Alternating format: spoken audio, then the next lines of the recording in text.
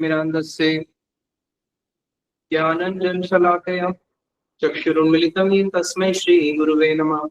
गुरुवे गौरचन्द्राय राधिकाय सदालय कृष्णाय कृष्णभक्ताय तद्भक्ताय नमो नमः। वाञ्छाकल्पतरुभ्यश्च कृपा सिन्धुभ्यैव च पतितानां पावनेभ्यो वैष्णवेभ्यो नमो नमः। भक्त्या विहीना अपराधलक्ष्ये क्षिप्ताश्च कामादितरङ्गमध्ये कृपामयि त्वं शरणं प्रपन्ना वृंदे नमस्ते चरणारविन्दं वृंदे नमस्ते चरणारविन्दम्। सर्वप्रथम दीक्षा गुरु पाद पद्म नितिल्ला प्रविष्ट ओम विष्णु पाद स्तोत्रशत श्री श्रीमशील भक्ति वेदांत शीला नारायण गोसाई महाराज जी के चरणों में अनंत कोटि दंडवत प्रणाम ज्ञापन करते हुए उनसे एक कृपा की वांछा करता हूँ। तत्पश्चात नितिल्ला प्रविष्ट ओम विष्णु पाद स्तोत्रशत श्री श्रीमशील भक्ति वेदांत शीला स्वामी महाराज जी के चरणों में अनंत कोटि दंडवत प्रणाम ज्ञापन करते हुए उनसे भी एक कृपा की वांछा करता हूँ। और विशेष रूप से आज जिनकी तिथि है शिला सनातन गोसाई पाद जी, उनके चरणों में प्रणाम करते हुए उनसे भी एक कृपा की वांछा करता हूँ। वैराग्यं भक्ति रसाम प्रज्ञेर पायनमाम अभिलिप्सो अंधम कृपां दीर्या पर दुख दुखी सनातनम तम प्रभु आश्रयामि। और आज वेदव्यास जी का आविर्भाव है, उनके भी चरणों में प्रणाम करते हैं और आज का क्लास आरंभ करते हैं। तो आज एक बहुत विशेष तिथि है, गुरु पूर्णिमा है, वेदव्यास जी का आविर्भाव है। साथ ही साथ में एक विशेष और भी कि सनातन गोसाई पाद जी का आज तेरोभाव महामहोत्सव है। आज के दिन ही सनातन गोसाई पाद जी इस जगत से प्रकट हुए थे। ये जो वृंदावन धाम है, जो ब्रज धाम है, जब भगवान श्री कृष्ण मथुरा और मथुरा से द्वारका चले गए थे, उस समय ये पूरा का पूरा जो ब्रज है, ये कृष्ण के विरह में पूरे ब्रज ने क्रंदन किया था। मयूरी न नाचत कोकिल न करही गान, कोयल ने गाना छोड़ दिया था, मयूर ने नृत्य करना छोड़ दिया था। यहाँ तक कि जो जितने भी गैया हैं, गैयाओं ने दूध देना छोड़ दिया था, बछड़ों ने दूध पीना छोड़ दिया था। सारा का सारा ब्रज, यशोदा मैया नंद बाबा, उनकी तो कैसी स्थिति थी, यशोमती नंद अंध सम बैठी सहज से उठा ही ना पा रहे, रोते रोते उनकी आंखों की दृष्टि ही चली गई थी। और उनको अपने उठने के लिए भी दो लोग चाहिए होते थे जो उनको उठा पाए, उनके शरीर पे इतना बल भी नहीं था कि वो खुद उठ पाए। किसके बेरे में? कृष्ण के बेरे में।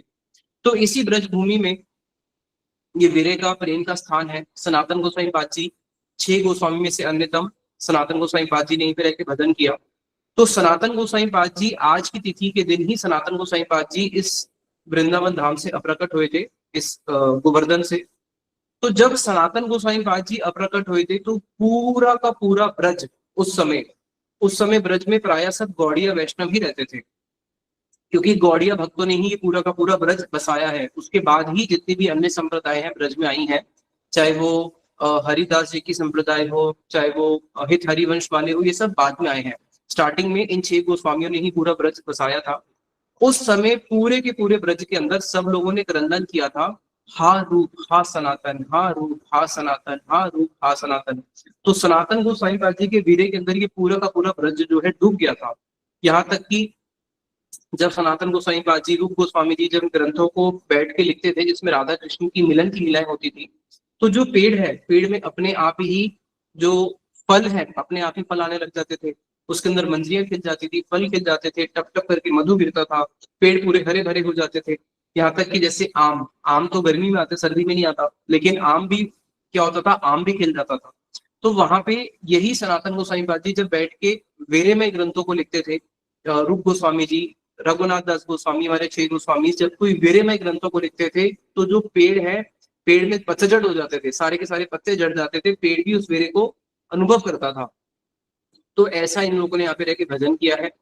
तो रूप गोस्वामी जी के बड़े भाई सनातन गोसाई पाद जी, उनका ब्रजवासियों से ऐसा प्रेम था कि आज के दिन जब वो अप्रकट हुए थे तो पूरा का पूरा ब्रज, इस 84 को उसके अंदर कोई ऐसा घर नहीं था जहां पे लोगों ने क्रंदन ना किया। और सारे के सारे ब्रजवासी उनका तिरुभाव बनाने के लिए आए, और सारे ब्रजवासियों ने आज के दिन अपना जो बाल होते हैं उसको मुंडवाया था। इसलिए इस तिथि का नाम है मुंडिया पूर्णिमा। वैसे इसको बोला जाता है गुरु पूर्णिमा, लेकिन गुरु पूर्णिमा से इसका नाम हो गया मुंडिया पूर्णिमा। क्यों? क्योंकि लाखों लोगों ने आज के दिन अपने बाल को मुंडवा के मुंडन किया था। और आज भी लगभग 1 करोड़ से अधिक लोग पिछले 3-4 दिनों के अंदर गिरिराज जी की परिक्रमा देने आए हैं। ये बहुत बड़ा मेला होता है मुंडिया पूर्णिमा। लेकिन बड़े दुख की बात यह है, लोगों को ये पता ही नहीं कि सनातन गोसाई पाद जी कौन है, इसको मुंडिया पूर्णिमा क्यों बोलते हैं, हम यहाँ पे किस लिए आ रहे हैं। बस एक प्रचलन में आ रहा है कि हाँ एक साधु थे, तो उनके बेरे में सब लोगों ने मुंडन किया था, इसलिए मुंडिया पूर्णिमा हो गई। तब से नाम मुंडिया पूर्णिमा है। लोग आते हैं, परिक्रमा देके चले जाते हैं, बट उनको पता ही नहीं सनातन गोस्वामी जी हैं कौन। यही होता है कि कालक्रम के अनुसार धीरे धीरे जो है केवल कस्टम रह जाता है, भारी क्रिया रह जाती है, बट आंतरिक विचार लोग भूल जाते हैं। तो आज एक विशेष स्थिति है जिसमें सनातन गोस्वामी पाद जी जो है उनके बेरे में सारे ब्रजवासियों ने आज के दिन मुंडन किया था। एक ब्रजवासी थे जिनका नाम था कनाई। तो सनातन गोसाई पाद जी उनके घर पे भिक्षा मांगने जाया करते थे। अब जब सनातन गोसाई पाद जी अप्रकट हो गए तो वो बहुत रोने लगा, अरे अब तो मेरे घर में वो कभी भिक्षा मांगने आएंगे नहीं। बार बार अपने घर की दीवारों को देखकर तो सनातन गोसाई पाद जी का स्मरण होता है। घर छोड़ के एक वृक्ष के नीचे उसने अपना पूरा जीवन काटा और रोते रोते हा रूप हा सनातन, हा रूप हा सनातन। रघुनाथ दास गोस्वामी, जब पता चला सनातन गोसाई पाद जी चले गए हैं, दिन रात केवल क्रंदन करते हैं, हा रूप हा सनातन, हा रूप हा सनातन। इसलिए शिला भक्ति विनोद ठाकुर जी बोलते हैं, सुनी याची साधु मुखे बले सर्वजन, श्री रूप कृपाएं मिले युगल चरण। कि मैंने सुना है, क्या साधुओं के मुख से सुना है कि जब रूप गोस्वामी और सनातन गोसाई पाद जी की कृपा होती है तभी जाके जीव को राधा कृष्ण की भक्ति की प्राप्ति होती है। तो आज सनातन गोसाई पाद जी की तिथि है और ये इतने बड़े संत हुए हैं कि स्वयं मदन मोहन जी मथुरा से इनके पास आए और इन्होंने उनकी सेवा ग्रहण करी। और मदन मोहन जी जब इनके पास आए तो उन्होंने बोला, अरे मैं आपको कैसे सेवा कर पाऊंगा, मैं तो एक वृक्ष के नीचे रहता हूँ। तो मदन मोहन जी बोले, अरे बाबा मैं भी जैसा वृक्ष के नीचे रह लूंगा। अरे मेरे पास तो खाने के लिए भी कुछ नहीं है, मैं तो सूखी बाटी खाता हूँ, और आप तो 56 भोग खाने वाले हो, उस पर घी लगा लगा के, मैं सूखी बाटी खाने वाला। बोले कुछ नहीं होता, मैं तेरे साथ चलूंगा, मैं सूखी बाटी भी खा लूंगा। तो उनके प्रेम में मदन मोहन जी सूखी बाटी भी खाने को तैयार थे, बड़े बड़े राजमहल को छोड़ के एक वृक्ष के नीचे भी रहने को तैयार हो गए। तो वही मदन मोहन जी को प्रकाशित किया है हमारे श्रीला सनातन गोसाई पाद जी ने, जो वृंदावन का सबसे पहला मंदिर है। और वहां पे जब मदन मोहन जी उनके साथ रहने लगे तो उन्होंने मदन मोहन जी को सूखी बाटी खिलाई। तो ठाकुर जी बोलते हैं, अरे बाबा ये सूखी बाटी में कम से कम थोड़ा नमक तो डाल दे। बोले देखो मैंने तो पहले ही बोला था सूखी बाटी खिलाऊंगा, अब आज आप बोल रहे हो नमक डाल दे, कल बोलोगे साथ में थोड़ी दाल भी दे दे, फिर बोलोगे थोड़ा घी भी लगा दे, मुझे तो भजन करना है। तो लेकिन मनी वाले बड़े दुखी भी होते थे कि मैं इनकी सेवा कैसे करूं। तो वहीं से एक कपूर करके कोई बहुत बड़ा व्यापारी जा रहा था, यमुना की नदी से होते हुए एक बहुत बड़े जहाज को लेके सिंध की ओर से वो आ रहा था, नीचे कानपुर की तरफ जा रहा था, जिसमें वो क्या करता, नमक का व्यापारी था। उसका बालू के पास में ही, यमुना के पास में जाके उसका वो बड़ा सा जहाज अटक जाता है। सब लोगों ने बोला भाई अब क्या करें, जहाज अटक गया। तो बोले देखो यहाँ पास में एक संत रहते हैं, उनसे मिलो। फिर उसने आके इनसे मिले, श्रीला सनातन गोसाई पाद जी से। और फिर सनातन गोसाई पाद जी से मिलने के बाद सनातन गोसाई पाद जी ने एक इशारा किया, उसका जो पूरा का पूरा नाव था वो छूट जाती है, वापस यमुना जी में आ जाती है। और फिर उसने बेच के जितना भी पैसा हुआ उससे उसने मदन मोहन जी का लिए बहुत सुंदर विशाल मंदिर बनाया। तो इस प्रकार से सनातन गोसाई पाद जी का भजन की परिपाटी थी, ऐसा उनका कठोर वैराग्य था, जिन्होंने एक आदर्श दिखाया कि किस प्रकार से जीव को भजन करना चाहिए। अब हम आगे आते हैं, जो हमारा आज का मूल विषय है, वेद व्यास जी के बारे में हम कुछ श्रवण करेंगे। तो देखिए इसको समझना, हमारे शास्त्र बोलते हैं व्यास उच्चिष्टम जगत सर्वम। इसका अर्थ क्या हुआ? इसका अर्थ हुआ कि पूरा का पूरा जगत जो है वो व्यास देव का उच्चिष्ट है। चाहे वो कर्मी हो, चाहे वो ज्ञानी हो, चाहे वो कोई भी फिलोसफर हो, इस जगत का कोई भी फिलोसफर ए टू जेड, चाहे वो साइंस की फील्ड में हो, फिलोसफी की फील्ड में हो, मैथ्स की फील्ड में हो, सोशियोलॉजी की फील्ड में हो, किसी भी फील्ड में क्यों ना हो, चाहे विज्ञान से लेके, भौतिक विज्ञान से लेके आध्यात्मिक ज्ञान तक, इस जगत में जितने भी लोग हैं सबके सब ऋणी है। किसके ऋणी है? वेद व्यास जी के ऋणी है। इसलिए उनके लिए शब्द आया व्यास उच्चिष्टम जगत सर्वम। ये पूरा का पूरा जगत जो है आज उच्चिष्ट पान करता है। किसका पान करता है उच्चिष्ट? वेद व्यास जी का। क्योंकि वेद व्यास जी ने जो जगत को दिया है, चाहे कोई माने चाहे कोई ना माने, सभी वेद व्यास जी के ऋणी है। केवल भारत नहीं, आज तो गुरु पूर्णिमा केवल भारत में मनाई जा रही है, विदेश के लोगों को तो पता ही नहीं वेद व्यास जी कौन है, लेकिन पूरा पाश्चात्य देश भी वेद व्यास जी का ऋणी है, क्योंकि वेद व्यास जी ने जो जगत को दिया है उसी के बेस पे ही पूरा का पूरा ज्ञान आया है। तो दो प्रकार का ज्ञान होता है, एक होता है खंड ज्ञान, एक होता है संपूर्ण ज्ञान। इसको अच्छे से समझना, खंड ज्ञान और अखंड, जिसको बोलेंगे संपूर्ण ज्ञान। जो खंड ज्ञान है, खंड ज्ञान को हमारे शास्त्रों में बोला गया है कि वो कैसा है, वो है क्रम पूर्वक विकसित ज्ञान। खंड ज्ञान क्या है, जो खंड है यानी कि वो कंप्लीट नहीं है, और उसका एक नेचर है, वो क्या है, क्रम पूर्वक विकसित। वो क्रम के अनुसार धीरे धीरे उसका विकास होता है। जैसे पहले हमारे पास इंटरनेट नहीं था, इंटरनेट आ गया, इंटरनेट के बाद फिर उसमें जीपीआरएस आ गया, फिर 2G आ गया, फिर 3G आ गया, फिर 4G आ रहा है, 5G आ रहा है। तो ये क्या है, क्रम पूर्वक विकास हो रहा है। जैसे पहले की गाड़ियां अलग होती थी, फिर गाड़ियों में अलग अलग प्रकार की अपग्रेडेशन होते रहे। तो जिस ज्ञान का विकास क्रम पूर्वक होता है उसको बोलते हैं खंड खंड ज्ञान। इसमें जो ज्ञान है वो क्रम पूर्वक धीरे धीरे आगे बढ़ना शुरू होता है, और हमें पता चलता है कि अरे जो हमने पहले पढ़ा था उसमें तो कुछ मिसिंग था, फिर हम और आगे बढ़ना शुरू करते हैं। और इस ज्ञान को हम प्रत्यक्ष अनुभव कर सकते हैं अपनी इंद्रियों के द्वारा। ठीक है, तो एक ज्ञान वो हो गया खंड ज्ञान, जो खंड है यानी कि संपूर्ण नहीं है। दूसरा जो क्रम पूर्वक जिसका विकास होता है। तीसरा जिसको हम अपनी इंद्रियों के द्वारा देख सकते हैं, अपनी इंद्रियों के द्वारा हम उसको रियलाइज कर सकते हैं। लेकिन इसके अलावा एक ज्ञान और भी है जिसको बोला गया है संपूर्ण ज्ञान। सेकंड, वो अखंड है, उसमें खंड नहीं है, वो अखंड है। और अधोक्षज, उसको हम अपनी इंद्रियों के द्वारा कभी भी रियलाइज नहीं कर सकते, उसको बोलते हैं अधोक्षज। अधोक्षज का अर्थ है जो आपकी इंद्रियों के परे है, जहां पे नेत्र उसको देख नहीं सकते हैं, नासिका उसको ग्रहण नहीं कर सकती है, त्वचा उसका स्पर्श नहीं कर सकती है, कानों में वो सुनाई नहीं देगा। तो जो आपकी इंद्रियों से ही परे है उसको बोला जाता है अधोक्षज वस्तु, इसलिए भगवान है अधोक्षज। अधोक्षज का अर्थ है कि जहां पे आपकी इंद्रियों की जो ज्ञान लेने की जो पोटेंसीज है, जहां पे वो सारी की सारी विफल हो जाती है, वो उस सबसे परे है। तो इस जगत में अगर हम कोई भी ज्ञान लेते हैं, हम कैसे लेते हैं, अपनी सेंसेस से तो लेते हैं। और जो जहां पे सेंसेस का कोई रोल ही नहीं है, तो फिर प्रश्न है उस ज्ञान को हम हासिल कैसे करेंगे, उसी को भी हम आगे जानेंगे।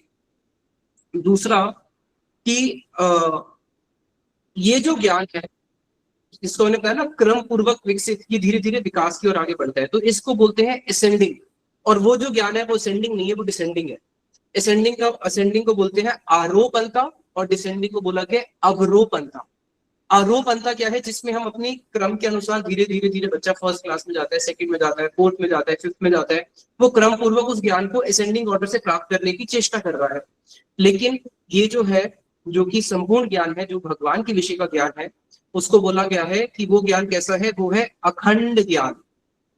और साथ ही साथ में कैसा है, अवरोपणता। अवरोपणता का अर्थ है कि वो डिसेंडिंग ऑर्डर से प्राप्त होता है, वो असेंडिंग ऑर्डर से प्राप्त नहीं होता। यानी कि भगवान ने ये ज्ञान ब्रह्मा जी को दिया, ब्रह्मा जी ने नारद जी को दिया, नारद जी ने फिर वेद व्यास जी को दिया, वेद व्यास जी ने फिर अपने गुरु जी को दिया, मध्वाचार्य जी से फिर हमारे आगे ईश्वरपुरी बात जी को प्राप्त होता है, ईश्वरपुरी बात जी से चैतन्य महाप्रभु, चैतन्य महाप्रभु से छठ गोस्वामी, छठ गोस्वामी से फिर आगे विश्वनाथ चंद्र ठाकुर जी, फिर श्रीला भक्ति विनोद ठाकुर, श्रीला प्रभुपाद, श्रीला गुरुदेव। तो ये जो भगवान कृष्ण से डिसेंडिंग ऑर्डर में आ रहा है, इसको बोलते हैं संपूर्ण ज्ञान। अब इस जगत में तीन चीजें होती है। हम वृंदावन जाएंगे, वहां ठाकुर जी के दर्शन करेंगे। हम मसूरी जाएंगे, वहां पे हम जाके पहाड़ों को देखेंगे। हम विदेश में जाएंगे, हम वहां पे लोग कैसे रहते हैं उनका कल्चर देखेंगे। तो स्टार्टिंग से ही हम लोगों के अंदर एक अभिमान रहा है कि हम लोग दृष्टा हैं, कि हम लोग देखने वाले हैं, दृष्टा। और एक होता है दृश्य, जिसको मैं देख रहा हूं, और दृश्य, दृष्टा, और बीच में दर्शन। तो मैं हो गया दृष्टा, जिस वस्तु को मैं देखने जा रहा हूँ वो भी दृश्य, और मैं उसके दर्शन कर रहा हूँ। हम लोग क्या बोलते हैं कि अरे हम राधा रमन जी के दर्शन करने जा रहे हैं, तो उसका मतलब क्या हुआ, मैं दृष्टा हो गया और वो मेरे दृश्य हो गए, कि मैं जिनको देख रहा हूँ और मैं उनके दर्शन कर रहा हूँ। लेकिन ये इस भौतिक जगत में संभव है। आध्यात्मिक जगत जो है इसका विपरीत है। आध्यात्मिक जगत जो है, जहाँ पे हमारी इंद्रियां नहीं जा सकती, वहां पे हम दृष्टा नहीं है। वहां पे दृष्टा कौन है, भगवान श्री कृष्ण। और मैं उनकी दृश्य वस्तु हूं, कि भगवान कृष्ण मेरे को देखेंगे, मैं उनको देखने का अधिकारी नहीं हूं। तो जब तक हमारे अंदर ये ईगो रहेगा कि मैं दृष्टा हूं, मैं कर्म करने वाला मैं कर्म करने वाला करता हूँ, या मैं कर्म को भोग करने वाला भोगता हूँ, तब तक हम लोग उस संपूर्ण ज्ञान को प्राप्त नहीं कर सकते हैं। अब आज के दिन जो वेदव्यास जी की तिथि है, वेदव्यास जी ने क्या दिया है, वेदव्यास जी ने इस जगत को संपूर्ण ज्ञान दिया है, अखंडित ज्ञान दिया है। उन्होंने भगवत विषय का ज्ञान दिया है। वेदव्यास जी ने हमें वेदांत सूत्र दिए हैं, वेद दिए हैं, और भगवान का एक नाम है, भगवान को बोलते हैं, वेदांत सूत्र में आता है शास्त्र योनितवाद। शास्त्र योनितवाद का अर्थ क्या हुआ कि जैसे बच्चे का जन्म माँ की योनि से होता है, ऐसे भगवान का जन्म कहाँ से होता है, भगवान का जन्म होता है शास्त्रों की योनि से। तो शास्त्र जो है वो योनि स्वरूप है, जिससे भगवान प्रकटित होते हैं। तो उन्होंने हमें क्या दिया है, वेदव्यास जी ने हमें साक्षात शास्त्र दिए हैं। जो शास्त्र कौन है, शास्त्रों को, श्रुतियों को जीव की मां स्वरूप भी बताया गया है, और मां ही बताती है पिता कौन है। तो भगवान श्री कृष्ण हमारे पिता है, हमें शास्त्रों से पता चलता है शास्त्र हमारी माता है। तो और इसलिए जो वेदव्यास जी जो है, वेदव्यास जी ने हमें संपूर्ण ज्ञान दिया है। अब हम आगे बढ़ते हैं कि वेदव्यास जी का जन्म क्यों हुआ, कब हुआ, कैसे हुआ। ये वेद तो सतयुग से चले हुए आ रहे हैं। जब ब्रह्मा जी ने सृष्टि करी, सृष्टि करने के साथ साथ ही ब्रह्मा जी ने वेदों को प्रकट किया। तो सतयुग में भी वेदव्यास जी नहीं आए, पूरा सतयुग बीत गया, त्रेता युग बीत गया, तब भी वेदव्यास जी नहीं आए। फिर द्वापर युग आया, द्वापर युग के बिल्कुल उसमें अंत में आके वेदव्यास जी को क्यों आना पड़ा। इससे पहले क्या होता था, जो वेद थे, वेद जो है वो श्रुतियों के रूप में रहते थे। श्रुति के रूप में कैसे रहते थे, गुरु ने अपने शिष्य को दिया, शिष्य में आगे नेक्स्ट को देता है, वो नेक्स्ट को देता है। तो वेद जो है वो श्रुति के रूप में रहते थे। यानी कि श्रुति का अर्थ क्या होता है, श्रुति का अर्थ होता है, इसको बोलते हैं संजीवनी धारा। संजीवनी धारा का अर्थ है कि एक ऐसी धारा जो कि जीवित है। जैसे कोई व्यक्ति मर जाए तो उसको बोलते हैं ना, इसको कोई संजीवनी बूटी दे दो, ये जीवित हो जाएगा। तो ये संजीवनी धारा है जो भगवान कृष्ण ने ब्रह्मा जी के कानों में दी, ब्रह्मा जी ने फिर नारद जी को दी, नारद जी ने फिर वेदव्यास जी को दी। तो ये धारा चली हुई आ रही थी। ये जो धारा चली हुई आ रही थी, ये धारा किसको प्राप्त होती है, एक सद शिष्य को। जो सद शिष्य होता है, जो गुरु की सेवा करता है, गुरु की सेवा करने के बाद गुरु उसके कानों में उस श्रुति उसको सुनाता है, और उसका जो शिष्य का हृदय अगर विशुद्ध है तभी वो उसको अपने हृदय में धारण कर पाता है, फिर वो आगे उसको प्रोपगेट कर पाता है। अब हुआ क्या, कालक्रम के अनुसार एक गौतम ऋषि थे। ये जो गौतम ऋषि थे, इन गौतम ऋषि को कुछ ऐसे बीज प्राप्त हुए जिन बीज को डालने के साथ साथ ही फसल हो जाएगी, 2 4 6 महीने इंतजार नहीं करना पड़ेगा। अब उतने में ही गौतम ऋषि दंडकारण्य वन में तपस्या कर रहे थे। जब उनको इन बीज की प्राप्ति हुई, उन बीज को लेके वो चले जाते हैं सप्तऋषि पर्वत पे, और वहां पे जाके अपना आश्रम बनाते हैं, और जो भी बीज डालते हैं साथ साथ में फसल हो जाती है, और अपना आराम से अपने शिष्यों के साथ रह के वहां भजन करते हैं। अब वहीं पे उसी समय अकाल पड़ गया। जब चारों ओर भुखमरी हुई है, अकाल पड़ा हुआ है, लोगों के पास खाने को नहीं है, और देखा इनके आश्रम में तो हरी भरी चारों ओर खेती हो रही है।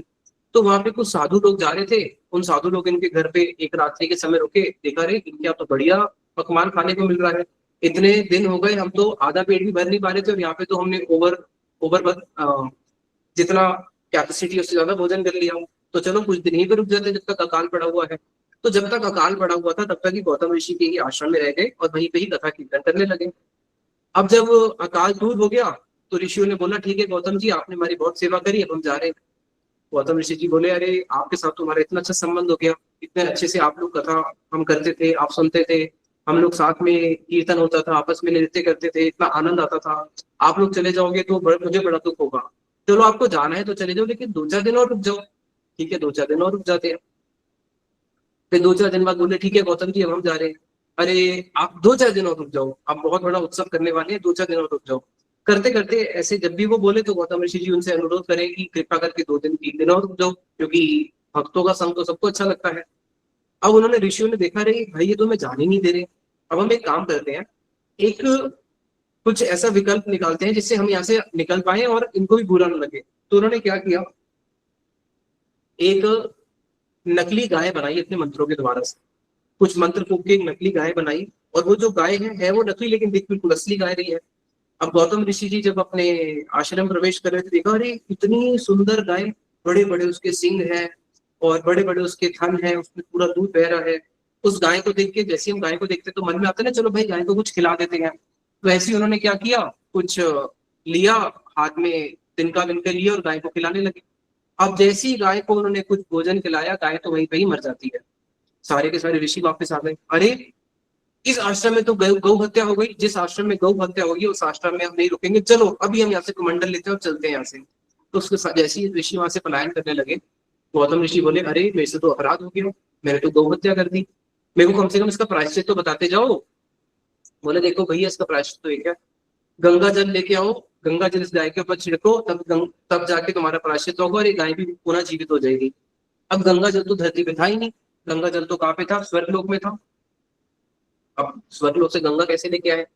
फिर तपस्या में बैठ गए, शिव जी की तपस्या करी, क्योंकि शिव जी के जटाओं में गंगा जी है। शिव जी प्रसन्न हुए, बोले क्या चाहिए? बोले देखो आप ना बस मुझे इतनी कृपा करो, आपकी तो लाखों लाखों जटाएं हैं, एक जटा का अपना बाल दे दो आप मुझे। तो शिव जी ने जैसे उनको एक बाल दिया, उससे उनको गंगा जी की प्राप्ति हुई। गंगा जी का जल लेके जैसी गाय पे छिड़का तो गाय अंतर्ध्यान हो गई। तब वो समझ गए कि ये गाय जो है, ये गाय गाय ही नहीं थी, ये इन्होंने एक मायामय गाय रची थी मुझे इस प्रकार से छलने के लिए। तो गौतम ऋषि इतने क्रोधित हो गए और उन्होंने उसी समय श्राप दिया कि तुम ऋषि होकर छलना करते हो, तुम ऋषि हो, तुमको सारी वेदों का ज्ञान है और वेदों का ज्ञान का तुमने क्या किया, वेदों का ज्ञान का तुमने दुरुपयोग किया है, मिसयूज किया है। तो जाओ तुम्हारा सारे ऋषियों का जो वेद ज्ञान है वो भी लुप्त हो जाए। तो वहां पे जैसे ही उन सबका वेदों का ज्ञान ही लुप्त हो गया, अब जब वेदों का ज्ञान ही नहीं रहा तो सबसे ज्यादा चिंता हो गई देवताओं को। भाई जब वेदों का ज्ञान नहीं रहेगा तो यज्ञ नहीं होंगे, यज्ञ नहीं होंगे तो देवताओं को आहुति कहां से मिलेगी। सब देवता भागे भागे ब्रह्मा जी के पास गए, ब्रह्मा जी शिव जी के पास गए और सब अंत में पहुंचे भगवान विष्णु के पास। तो भगवान बोले कि चिंता क्यों करते हो, मैं ही आऊंगा और मैं ही वापस इन वेदों को प्रकट करूंगा। फिर भगवान स्वयं वेद व्यास जी के रूप में आते हैं और इन वेदों को उन्होंने फिर क्या किया, पेन डाउन कर दिया, यानी कि उसको लिखित रूप में सबको दे दिया। क्योंकि कलयुग आने वाला था और कलयुग के जो जीव है वो श्रुतिधर नहीं होंगे, कलयुग से पहले के जो जीव थे वो श्रुतिधर थे। श्रुतिधर का मतलब होता है जिसको एक बारी सुन लिया उसको साथ साथ में धारण कर लिया, इसलिए उन्होंने वेदों को फिर लिखा। और ये जो वेद व्यास जी आए हैं, ये वेद व्यास जी जो है, ये इनका नाम है कृष्ण द्वैपायन वेद व्यास। कृष्ण क्यों? क्योंकि भगवान कृष्ण की ही ये अवतार है, इसलिए इनका नाम हुआ कृष्ण। वेद व्यास जी जो है ब्रह्मा जी के हर एक दिन में एक बार ही वेद व्यास जी आते हैं। अभी ब्रह्मा जी का कौन सा वो चल रहा है, चतुर्युग, सतयुग, द्वापर, त्रेता, कलयुग, ये 4 युग मिला के होता है एक चतुर्युग। ब्रह्मा जी के एक दिन में 1000 चतुर्युग होते हैं। तो 1000 चतुर्युग में से अभी जो चतुर्युग चल रहा है वो चल रहा है 28वां चतुर्युग। 27 चतुर्युग बीत चुके हैं। तो जो 27 चतुर्युग बीत चुके हैं, हर चतुर्युग में एक एक कौन आए थे, वेद व्यास जी आए थे। सतयुग में स्वयं जो सबसे पहला युग होता है ब्रह्मा जी का, उसमें स्वयंभू मनु वेद व्यास जी का कार्य करते हैं। उसके बाद दूसरे युग में प्रजापति जी वेद व्यास जी का कार्य करते हैं। फिर किसी युग में वाल्मीकि जी, किसी में भरद्वाज जी। तो ऐसे अलग अलग जो है सब लोगों ने वेद व्यास जी का एक एक बारी कार्य किया हुआ है। लेकिन ये वाला जो है स्पेशली ये वाला जो 28वां चतुर्युग है, इसमें जो वेद व्यास जी का कार्य किया है वो किसी जीव ने नहीं किया, वो स्वयं भगवान कृष्ण ने ही किया है। स्वयं भगवान कृष्ण ही वेद व्यास जी के रूप में आए हैं। तो इसलिए ये वाला जो चतुर्युग है बहुत विशेष है। क्यों? क्योंकि भागवतम हर चतुर्युग में प्रकाशित नहीं होती है। भगवान कृष्ण ब्रह्मा जी के हर चतुर्युग में नहीं आते। ब्रह्मा जी के एक दिन में केवल भगवान कृष्ण आते हैं। अब ये जो ब्रह्मा जी का एक दिन चल रहा है, उस एक दिन में 1000 चतुर्युग है। उस 1000 चतुर्युग में से केवल एक चतुर्युग ऐसा होगा जिसमें कृष्ण आएंगे, तो ये 28वां चतुर्युग है। तो इसलिए जितनी भी जीव है जो इस कलयुग में आई है वो बहुत सौभाग्यवान है। इसलिए आप सब लोग बहुत सौभाग्यवान हो। हम सब क्यों सौभाग्यवान है? क्योंकि हम ब्रह्मा जी के उस चतुर्युग में आए हैं जिस चतुर्युग में भगवान कृष्ण आए, जिस चतुर्युग में श्रीमद् भागवतम प्रकटित है। अब ये जो कलयुग बीत जाएगा, इसके बाद जब नेक्स्ट सतयुग आएगा, फिर दोबारा कोई ना कोई भगवान के अनेक अवतार होंगे। दोबारा प्रलय के बाद सतयुग जब आएगा तो भगवान के बहुत सारे अवतार भी होंगे, वेद व्यास जी भी आएंगे। लेकिन अब अगला जो वेद व्यास जी आएंगे वो अश्वत्थामा वेद व्यास जी का कार्य करेंगे, जो अश्वत्थामा है। लेकिन उसमें क्या होगा, उसमें भगवान कृष्ण नहीं आएंगे, भगवान कृष्ण के अन्य अवतार आएंगे। उसमें किसी को नहीं पता होगा कृष्ण कौन है, राधा जी कौन है, वृंदावन कौन है, कोई नहीं जानेगा। केवल ये 28वां चतुर्युग ऐसा है जिसमें भगवान कृष्ण आए हैं, भगवान का वृंदावन धाम है, गोपियों के बारे में हम सुन पा रहे हैं। इसके बाद वाला जो चतुर्युग होगा उसमें कोई कृष्ण के बारे में नहीं जानता होगा। कोई वृंदावन के बारे में नहीं जानेगा, कोई नहीं जानेगा रासलीला क्या होती है। तो इसलिए जिसमें भगवान कृष्ण स्वयं आते हैं उस चतुर्युग में भागवतम प्रकटित होती है। अब इसका जो नेक्स्ट चतुर्युग आएगा उसमें भागवत ग्रंथ क्या है कोई नहीं जानेगा, और जिसमें भागवतम ग्रंथ प्रकटित होती है उसी चतुर्युग में फिर वेदव्यास जी का कार्य साक्षात भगवान कृष्ण करते हैं जगत को भागवत की शिक्षा देने के लिए। अब इनका पूरा नाम क्या हुआ? कृष्ण द्वैपायन। द्वैपायन क्यों? वेदव्यास जी का जो जन्म है वो द्वीप के बीच में हुआ था। पराशर ऋषि थे, पराशर ऋषि को नदी पार करनी थी। नदी पार करने के लिए उन्होंने किसी नाविक को बोला, नाविक ने अपनी बेटी को बोला जाओ इनको नदी पार करा दो मत्स्यगंधा। अब मत्स्यगंधा पराशर ऋषि को लेकर नदी पार करा रही है। नदी पार कराते कराते यही मथुरा की ही घटना है। नदी पार कराते कराते स्थान एक आया बीच में जहाँ पे बालू थी, टीला था, जहाँ पे यमुना जी का जल का प्रवाह जहाँ से लुप्त हो गया था, तो वहां पे टीला बन गया। तो वहीं पे जब इन्होंने उसको कुदृष्टि की तरफ देखना शुरू किया, साथ ही साथ में वो गर्भवती हो गई। गर्भवती होने के साथ साथ में उसका वहां पे पुत्र भी हो गया। तो उसने बोला अरे ऋषि जी, मैं तो आपकी सेवा कर रही थी, मैं तो आपको नदी पार करा रही थी, और मैं तो एक कुमारी हूँ, मेरा तो विवाह भी नहीं हुआ, तू चिंता क्यों करती है? तेरा सतित्व भंग नहीं होगा, जिसको इंग्लिश में बोलते हैं कि उसकी वर्जिनिटी लूज नहीं होगी, तेरा सतित्व भंग नहीं होगा। और ये जो पुत्र हुआ है ये साधारण नहीं है, ये साक्षात वेदव्यास जी है। तो वहीं पे ही वेदव्यास जी का जन्म होता है, बिल्कुल द्वीप के बीच में। तो इसलिए द्वीप के बीच में उनका जन्म हुआ, इसलिए नाम हो गया द्वैपायन, जिनका द्वीप में ही जन्म हुआ। वेद व्यास, जिन्होंने फिर क्या किया? वेदों का विस्तार किया। पहले एक ही वेद था, उस एक वेद के उन्होंने 4 हिस्से कर दिए, ऋग साम यजुर और अथर्ववेद। और उसके बाद देखा भैया कलयुगी जीव है, वेद तो नहीं पढ़ पाएगा, वेद को पढ़ भी लेगा तो उसका अर्थ ही नहीं समझ पाएगा। तो क्या किया? जो वेदों के अर्थ को पूरा करे उसको बोलते हैं पुराण। उन्होंने पुराण की रचना करी, उसके बाद उपनिषद की रचना करी, पुराण की रचना करी, उपनिषद की रचना करी। तत्पश्चात उन्होंने देखा भैया वेद पुराण में तो, उपनिषद में तो स्त्रियों का अधिकार नहीं है, वहां पे तो जो चंडाल आदि लोग हैं, शूद्र लोग हैं, उनका भी अधिकार नहीं है। फिर इसलिए उन्होंने क्या किया? महाभारत की रचना करी।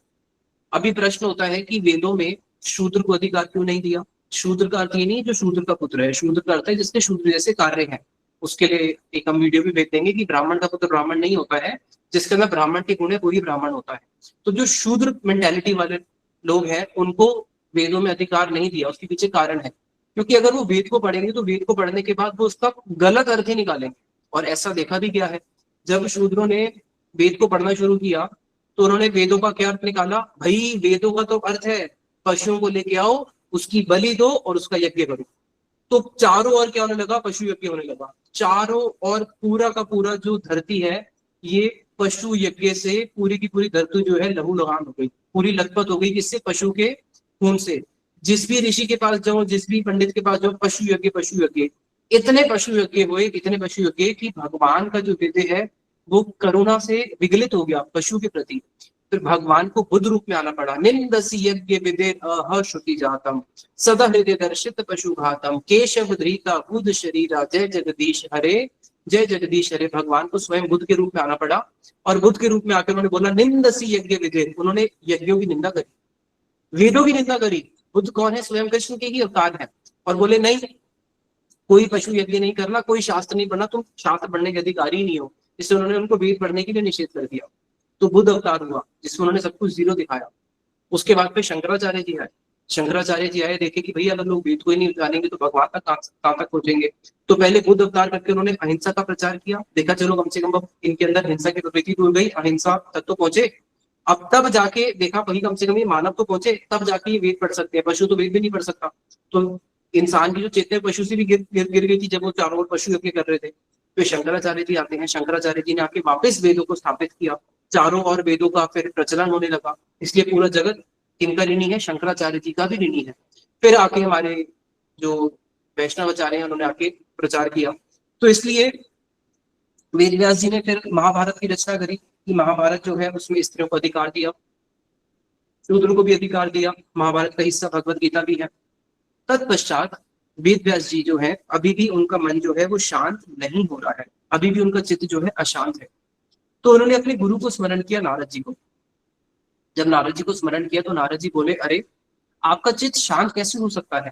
क्योंकि आपने कहीं पे लिख दिया भगवान गणेश जी है, कहीं पे आपने लिख दिया भगवान दुर्गा है, कहीं पे आपने लिख दिया भगवान शिव जी हैं, कहीं पे आपने लिख दिया इंद्र ही भगवान है। तो आपने क्या कहीं पे लिखा कि पूर्ण भगवान कौन है, संपूर्ण पुरुषोत्तम भगवान कौन है, कहीं पे आपने लिखा। कहीं पे आपने भगवान कृष्ण भगवान होने पर भी कैसे उनको भूख लगती है, कहीं पे आपने लिखा। कृष्ण अपने सखाओं के साथ किस प्रकार से क्रीडाएं करते हैं, क्या उन क्रीडाओं को आपने लिखा। किस प्रकार से यशोदा मैया अपने लाला को बांध देती है, भगवान होने पर भी वो प्रेम के द्वारा बंध जाते हैं। भगवान होने पर भी कैसे वो गोपियों के प्रेम में अधीन हो जाते हैं और गोपियों के सामने अपनी पराजय स्वीकार करते हैं अपने पीताम्बर को ऐसे पकड़ के। क्या आपने इन सारी चीजों को लिखा। क्या आपने भगवान श्री कृष्ण की जो सबसे मधुर लीला है रास लीला, क्या आपने उसका वर्णन किया। जब तक आप इन सब लीलाओं का वर्णन नहीं करोगे आपका चित्त शांत कैसे हो सकता है। अब यहाँ पे वेद व्यास जी का पुराण वेद उपनिषद लिखने के बाद भी जो चित्त अशांत हुआ, ये क्या है, ये उनके गुरु की कृपा है। ये उनके गुरु की कृपा है।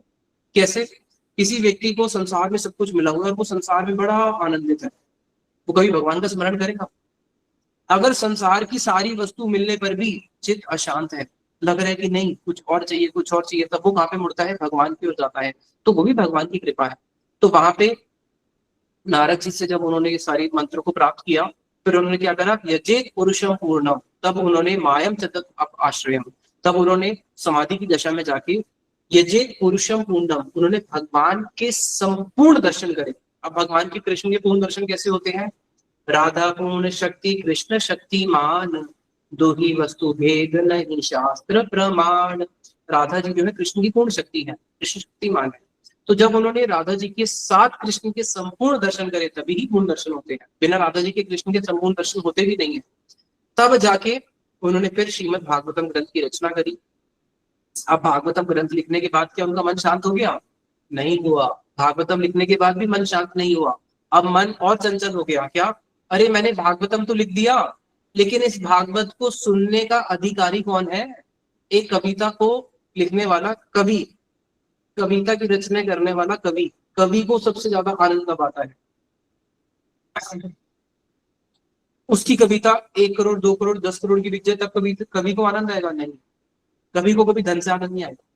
कवि को आनंद तब आएगा कि अगर उसकी कविता जो वो लिख रहा है, उसके जो मन की सारे के सारे थॉट्स हैं जो वो उस कविता में डाल रहा है, अगर कवि को एक ऐसा रीडर मिल जाए जो उस कविता को पढ़ के बोले अरे वाह क्या कविता लिखी है, मजा आ गया, आनंद आ गया, और उसके हृदय में एक चमत्कृत आ जाए कि अरे क्या कविता लिखी है, और जिसने कविता लिखी है उसके भावों को वो समझ जाए, उसके हृदय को वो समझ जाए, तो उससे बढ़कर कवि को आनंद और नहीं आ सकता।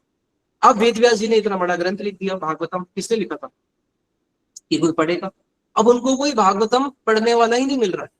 कब की बात है, उनको भागवतम पढ़ने वाला कोई नहीं मिल रहा, कब की बात है, बिल्कुल देखा जाए तो द्वापर के अंत की बात है या फिर कलयुग के बिल्कुल आरंभ की बात है। तो वहां पे उनको एक भी ऐसा जीव नहीं मिला जो भागवतम को उनकी पढ़ पाए, समझ पाए। फिर बड़े दुखी हुए कि क्या करूं, भागवतम तो लिख दी, कोई ऐसा व्यक्ति ही नहीं मिल रहा जो भागवतम को समझ पाए। फिर वेद व्यास जी जो है उनके यहाँ पे एक पुत्र की प्राप्ति होती है जिनका नाम होता है सुखदेव गोस्वामी। यम प्रवचनतमनुपेत पेत कृत्यम द्वैपानो विरकातरजुहानुभाव पुत्रेति तन्मयतया तर्वो विनेदुस्तम सर्वोधृतयम मुनिम मानतो अस्मि। तो सुखदेव गोस्वामी जी का जन्म होता है। जब सुखदेव गोस्वामी जी का जन्म हुआ, देखा हाँ ये एक वास्तविक श्रोता मुझे मिला है जिसको मैं भागवत सुना सकता हूँ, तब जाके उनके मन को थोड़ी सी शांति मिली। अब जैसे ही उनके पुत्र का जन्म हो सुखदेव गोस्वामी जी का, सुखदेव गोस्वामी तो क्या करे, जन्म लेने के साथ साथ ही 16 साल के थे, गर्भ से जैसे जन्म लिया भाग गए वन की ओर। अब ये उनके पीछे पीछे भाग रहे हैं, हा पुत्र पुत्रेति तन्मयतया, अपने पुत्र के में तन्मय होके हा पुत्र कर रहे हैं। अब कई लोग बोलते हैं अरे वो पुत्र के शोक में भाग रहे हैं, नहीं वो पुत्र के शोक में नहीं भाग रहे थे, वो भागवत कथा के श्रोता के शोक में भाग रहे थे। अरे एक श्रोता मिला था मुझे भागवत का, और वो भी क्या हुआ, वो भी वन की ओर भाग गया। और सुखदेव गोस्वामी जी ने जब जन्म लिया, वो निराकार के पास थे, वो भगवान के रूप को मानते नहीं थे, भगवान को निराकार मानते थे। बोले एक श्रोता मुझे मिला था जिसको मैं भागवत सुना सकता था, और वो भी क्या हुआ, निराकार का उपासक बन गया। अब इसको कैसे पकड़े, तो फिर वहां पे वन में कुछ जो जो क्या बोलते हैं, हंटर्स जो होते हैं, जो वन में जाते हैं जिनका काम ही होता है पशु को मारना, उस प्रकार के जब कुछ हंटर्स लोग जा रहे थे तो उन्होंने उनके हाथ में एक पर्ची लिख के भेज दी। बोले जब तुम जा रहे हो ना, पशु पकड़ने जा रहे हो ना, तो इस मंत्र को जाके बोलना, बहुत बड़ा पशु हाथ में आ जाएगा। और एक श्लोक लिख के भेज दिया, अहो बकीयम स्तन कालकूटम जिगामस्य अपि असाध्वी लेपे गत्रिम धात्री उचितम ततो अन्यम कंबा दयानुम शरणम प्रजेम। अरे अहो बकीयम स्तन कालकूटम, बकासुर की बहन पूतना जो अपने स्तन के ऊपर इतना बड़ा कालकूट विष लगा के आई थी कि कोई भी अगर उसको स्पर्श भी करेगा तो उसी समय वो मृत्यु को प्राप्त कर जाएगा।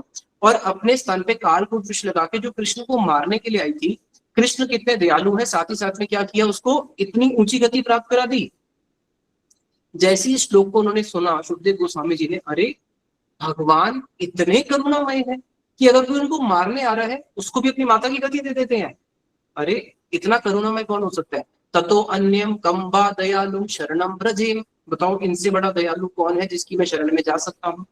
तो साथ ही साथ में उनका मन जो है उस ओर चला गया कि अच्छा कृष्ण का भजन करेंगे। तो फिर वो क्या करने लगे, कृष्ण का भजन करने लगे और वेद व्यास जी से फिर उन्होंने भागवतम को श्रवण किया। अब वेद व्यास जी ने भागवतम सुना दी किनको, सुखदेव गोस्वामी जी को। अब तो उनका मन शांत हो जाएगा, क्यों, क्योंकि भागवतम रचना भी कर दी और सुखदेव गोस्वामी जी को भी सुना दी। सुखदेव गोस्वामी जी से पूरे जगत को भागवतम मिली। अभी भी थोड़ा कुछ बाकी रह गया था, अभी भी वेद व्यास जी के मन में एक इच्छा और बाकी रह गई थी, क्या, कि मैंने भागवतम लिखी। अब भागवतम लिखने के बाद मुझे श्रोता कितना मिला, एक श्रोता मिला। तो भाई ये जगत के लोगों का क्या होगा, इन जगत के लोगों को उद्धार कैसे होगा। क्योंकि भागवतम जब उन्होंने लिखी तो उन्होंने स्टार्टिंग में क्या बोला वेद व्यास जी ने, निर्मत शरणाम सत्ताम, कि ये जो मैं भागवत लिख रहा हूँ ये मैं निर्मत शरणाम सत्ताम, साधुओं के लिख रहा हूँ। साधु के लिए, कौन से साधु, सब साधु के लिए नहीं, वो साधु जो निर्मत सर है, जिनके हृदय में किसी प्रकार की मत्सरता ही नहीं, जो मत्सरता रहित साधु है। इस जगत में मत्सरता रहित एक भी जीव आपको नहीं मिलेगा, बहुत कठिन है। अगर कोई होगा तो वो भगवत प्राप्त संत ही होगा। जो भगवत प्राप्त संत नहीं है उससे कम वाली स्टेज में बहुत मुश्किल है कोई ऐसा मिलना हो। तो ये तो मैंने ग्रंथ लिखे निर्मत सर साधुओं के लिए, और ऐसे तो परम अकिंचन किंचित नरगण करुणा वितरणम शीलम, ऐसे तो अकिंचन के भी किंचित बहुत रेयर सोल्स है। तो फिर बाकी जीव कृष्ण भक्ति में कैसे आएंगे। तो इसलिए फिर कलयुग में वापस से वेद व्यास जी आते हैं, किसके रूप में, चैतन्य व्यास वृंदावन दास ठाकुर के रूप में कलयुग में फिर से आते हैं वेद व्यास जी, और एक ग्रंथ की और रचना करते हैं जिसका नाम है चैतन्य भागवत। जिस चैतन्य भागवत के अंदर उन्होंने महाप्रभु की बड़ी सुंदर सुंदर लीलाओं का वर्णन किया है। और वहां पर उन्होंने लिखा है कि अगर कोई यवन भी क्यों ना हो, हिंदू की तो बात ही छोड़ दो, अगर कोई मुसलमान भी क्यों ना हो, अगर कोई यवन भी इस चैतन्य भागवत का पाठ करेगा, उसको श्रवण करेगा, तो उसको भी भगवान श्री कृष्ण की पराभक्ति प्राप्त होगी। उन्होंने फिर कौन से ग्रंथ की रचना करी, चैतन्य भागवत ग्रंथ की रचना करी वृंदावन दास ठाकुर के रूप में आके। तो इस प्रकार से जो वेद व्यास जी है, पूरा जगत जो है आज वेद व्यास जी का ऋणी है, और पूरा जगत वेद व्यास जी का ऋणी है। और गुरु तत्व सबसे पहले आता है, गुरु तत्व, कृष्ण तत्व, माया तत्व, सृष्टि तत्व, ये सब बाद में है। अगर किसी का गुरु तत्व क्लियर हो गया तो उसके सारे तत्व क्लियर हो जाएंगे।